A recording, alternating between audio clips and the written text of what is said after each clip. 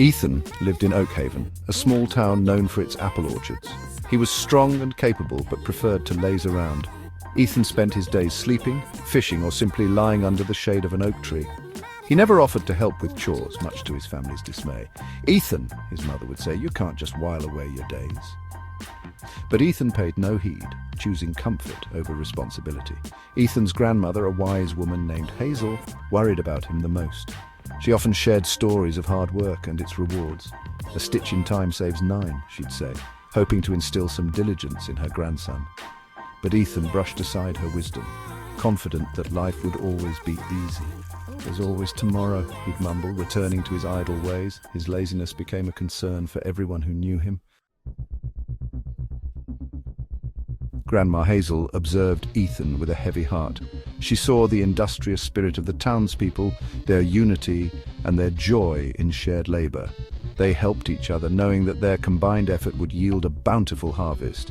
Ethan, however, remained detached, choosing the company of his daydreams over the camaraderie of his community. One evening, as Ethan was preparing for another night of doing nothing, Grandma Hazel approached him. She sat beside him and spoke softly. "Ethan, my boy, life isn't about idleness. It's about using your hands, your mind, and your heart to create something meaningful." Ethan listened half-heartedly, his gaze distant. He couldn't understand why everyone made such a fuss about work. The aroma of baking bread wafted from the kitchen, reminding Ethan of his grandmother's delicious cooking. He knew that she poured her love and effort into every dish she made. For a moment he felt a pang of guilt, realizing that he contributed so little to their home, but the feeling was fleeting, soon replaced by his usual apathy. He shrugged off his grandmother's words and ambled away, leaving her to her thoughts.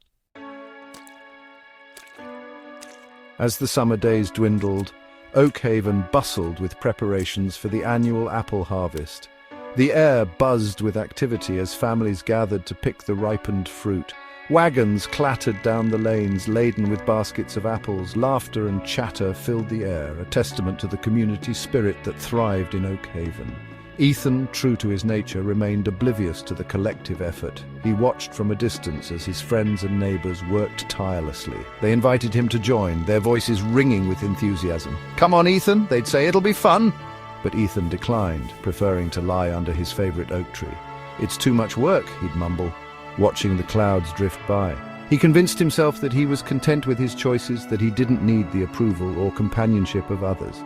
What he failed to realize was that he was isolating himself, choosing fleeting pleasure over the lasting satisfaction of hard work and community. As the sun began its descent, casting long shadows across the orchard, Ethan finally decided to head home, his stomach rumbling with hunger.